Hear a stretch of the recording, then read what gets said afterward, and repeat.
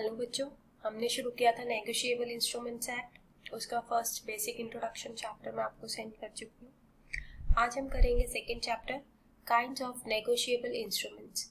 इसमें हम सारे के सारे जो भी नेगोशिएबल इंस्ट्रूमेंट्स के टाइप हैं वो उसको हम स्टडी करेंगे। तो सबसे पहले बिफोर वी स्टार्ट इसकी जो इंट्रोडक्शन है वो क्या है बच्चों, वील गो थ्रू इट। तो सबसे इसमें लिखा है कि जो सेक्शन 13 है नेगोशिएबल इंस्ट्रूमेंट्स का, वो ये कहता है कि जो नेगोशिएबल इंस्ट्रूमेंट का मतलब है मींस कोई भी एक प्रोमिसरी नोट, कोई भी बिल ऑफ एक्सचेंज, कोई भी cheque payable either to order और टू द बेयरर। ये भी मैं आपको पिछली वीडियो में सारी एक्सप्लेनेशन सेंड कर चुकी हूँ। Therefore,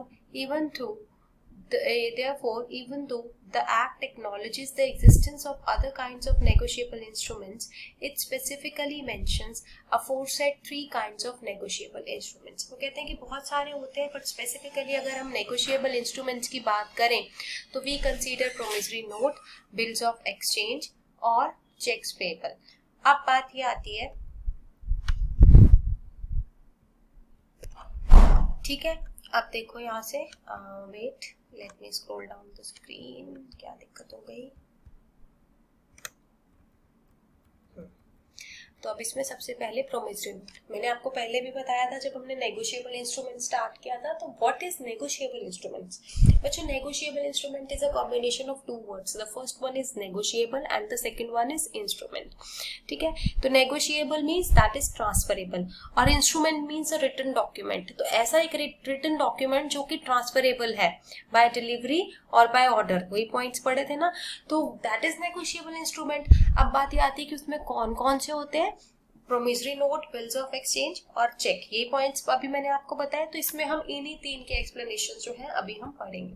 तो आज हम पढ़ेंगे प्रोमिसरी नोट। प्रोमिसरी नोट में बता रखा है सेक्शन 4 जो है इंडियन नेगोशिएबल इंस्ट्रूमेंट्स एक्ट 1881 का। तो वहां पर ये लिखा है कि जो प्रोमिसरी नोट है वो एक इंस्ट्रूमेंट है। पहली बात तो इसको ये नोट का मतलब करेंसी नोट, जो एक 5 रुपए 10 रुपए का नोट आता है उसके साथ कंफ्यूज नहीं करना। This is a promissory note, this is not at all a currency note.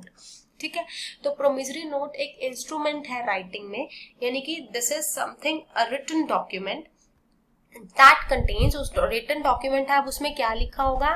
That contains an unconditional undertaking. उसमें एक अनकंडीशनल अंडरटेकिंग है और जो भी उसको लिखेगा उसको साइन करेगा, that is sine by the maker.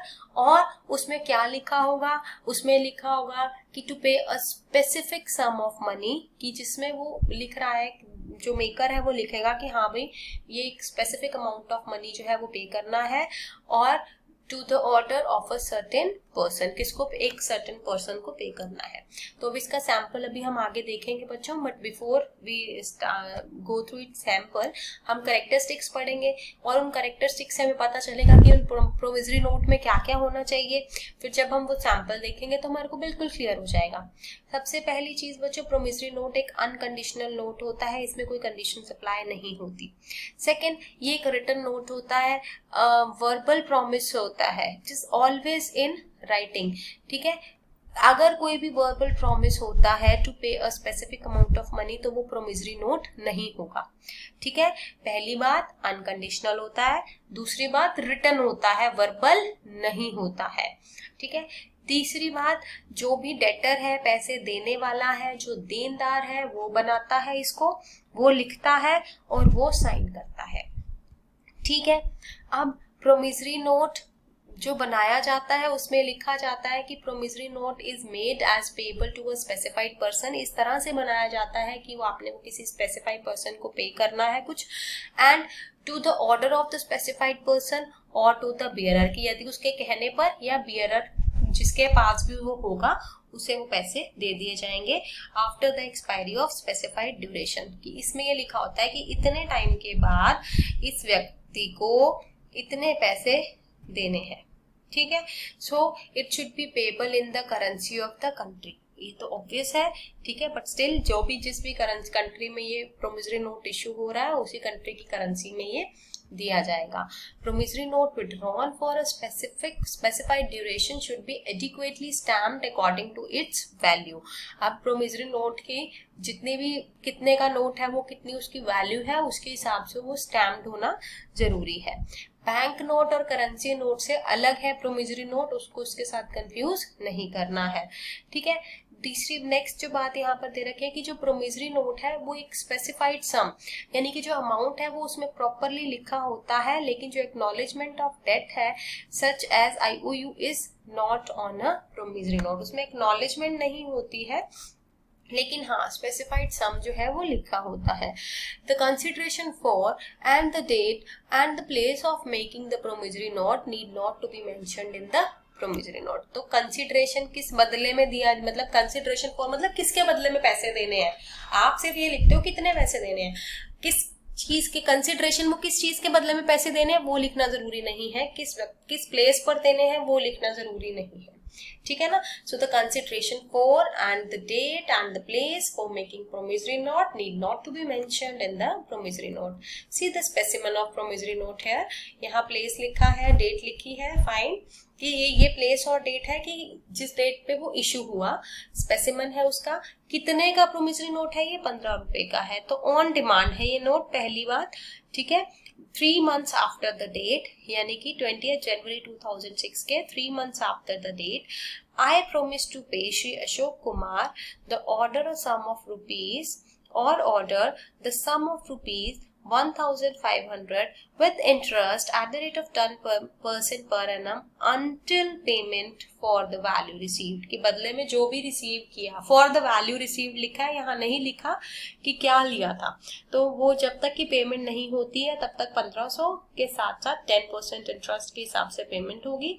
अब यहाँ पर ये जो प्रोमिसरी नोट है ये रामकिशोर इशू कर रहा है तो वो यहाँ पर स्टैंप लगाएगा और साइन करेगा, और रामकिशोर ने पैसे किसको देने हैं, अशोक कुमार को देने हैं। तो यही सारे पॉइंट्स हमें पढ़े हैं। इसमें कोई कंडीशन नहीं लिखी है एज सच, इसमें डेट प्लेस लिखा है, इसमें एक स्पेसिफिक अमाउंट लिखा है, एक स्पेसिफिक टाइम के बाद जो पेमेंट करनी है वो लिखी है। ठीक है, अब इसमें देखो for example if A science an instrument containing the following conditions. अब ए ने एक इंस्ट्रूमेंट साइन किया जिसमें ये सारी कंडीशंस थी। अब वो कंडीशन क्या थी, I promise to pay B और ऑर्डर 1500 रुपीज। ए ने बी को प्रॉमिस करना है 1500 रुपीज का। I acknowledged myself to be indebted to B to the extent of 1500 payable on demand for the value received and the instrument will qualify as a promissory note. अब वो यहाँ पर वो अपने आप को एक्नॉलेज कर रहा है कि उसने बी को पैसे देने हैं, 1500 रुपए देने हैं, ऑन डिमांड देने हैं, फॉर द वैल्यू रिसीव देने हैं, तो ये जो इंस्ट्रूमेंट है ये प्रोमिसरी नोट कंसीडर किया जाए।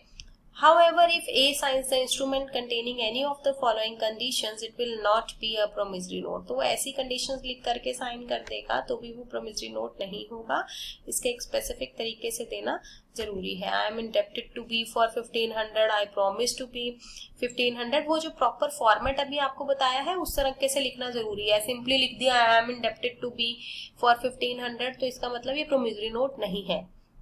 यहाँ पर और ऑर्डर वगैरह लिखा था, है ना, I promise to pay B 1500 along with other sum which may be payable to him, no, ये भी लैंग्वेज नहीं है प्रोमिसरी नोट की। Next, I promise to pay B rupees 1500 after deducting therefrom any sum which may be due to him और from B to me, no, ये भी एक standard format नहीं है। 10 days after I get married to सी, ये भी लिखना कोई सही चीज नहीं है।